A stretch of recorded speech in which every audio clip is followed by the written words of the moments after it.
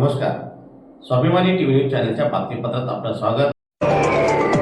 युवा शक्ती जागर यात्रेनिमित्त धुळ्यात आलेले भाजपा युवा प्रदेशाध्यक्षांचे नगरसेवक प्रतीक करपे यांनी केले स्वागत. भारतीय जनता युवा मोर्चाच्या वतीने आयोजित युवा शक्ती जागर यात्रेनिमित्त धुळे दौऱ्यावर आलेल्या भाजपा युवा प्रदेशाध्यक्षांचे नगरसेवक प्रतीक करपे यांनी आपल्या निवासस्थानी पुष्पगुच्छ देऊन उत्साहात स्वागत केले.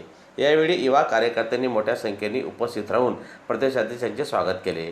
आगामी संघटनात्मक कार्यक्रम, युवकांचे सक्षमीकरण तसेच युवा मोर्चाच्या विविध उपक्रमाबाबत यावेळी चर्चा करण्यात आली. युवा शक्तीला एकत्रित करून समाज हिताचे कार्य अधिक प्रभावीपणे राबविण्याचा निर्धार यावेळी व्यक्त करण्यात आला. या स्वागत प्रसंगी भारतीय जनता पक्ष युवा मोर्चाचे पदाधिकारी, कार्यकर्ते आणि परिसरातील नागरिक मोठ्या संख्येने उपस्थित होते. देवेंद्रजी फडणवीस साहेब, त्याचबरोबर आमचे प्रदेशाचे अध्यक्ष रवींद्रजी चव्हाण साहेब यांच्या नेतृत्वामध्ये खरं तर आज मला संपूर्ण महाराष्ट्रामध्ये प्रवास करण्याची, आपल्या पदाधिकाऱ्यांचं संघटन मजबूत करण्याची एक संधी मिळालेली आहे. आम्ही आमचा आता युवा शक्ती जागर यात्रेचा फेज 3 चालू आहे, 3रा टप्पा चालू आहे. कोकण, पश्चिम महाराष्ट्र संपून आता आम्ही उत्तर महाराष्ट्र दौऱ्यावरती आहे. आम्ही अहिल्यानगर, त्याचबरोबर जळगाव संपून आज धुळे ग्रामीण काल झाला आणि आज धुळे शहरामध्ये अतिशय उत्साहाने सगळीकडं सर्वच आमचे कार्यक्रम सुरू आहेत. आता आमचा युवा मेळावा काहीच वेळात आहे. मी धुळेच्या सर्व आमच्या भारतीय जनता पार्टी युवा मोर्चाच्या आणि त्यांना सहकार्य करणारे सर्व आमची फादर बॉडी यांचे मनापासून आभार मानतो. भारतीय जनता युवा मोर्चाचे प्रदेश अध्यक्ष आदरणीय कृष्णराज दादा महाडिक यांचा उत्तर महाराष्ट्र युवा शक्ती जागर यात्रा दौरा आज धुळे शहरात मोठ्या उत्साहाने, मोठ्या स्वागताने आज या धुळे शहरात झाला.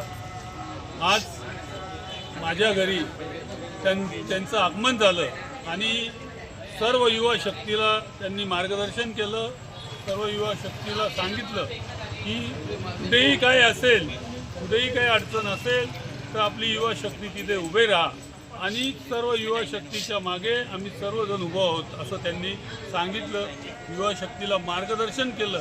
आलेल्या सर्व माझ्या परिसरातील शेकडो नागरिकांना त्यांनी मार्गदर्शन केलं. त्यांचं फुलहार स्वीकारले, त्यांचा सत्कार स्वीकारला आणि आज गोपीनाथ गडावर येऊन त्यांनी आज आमच्या परिवाराचा सत्कार घेतला. त्याबद्दल मी त्यांचं आभार मानतो.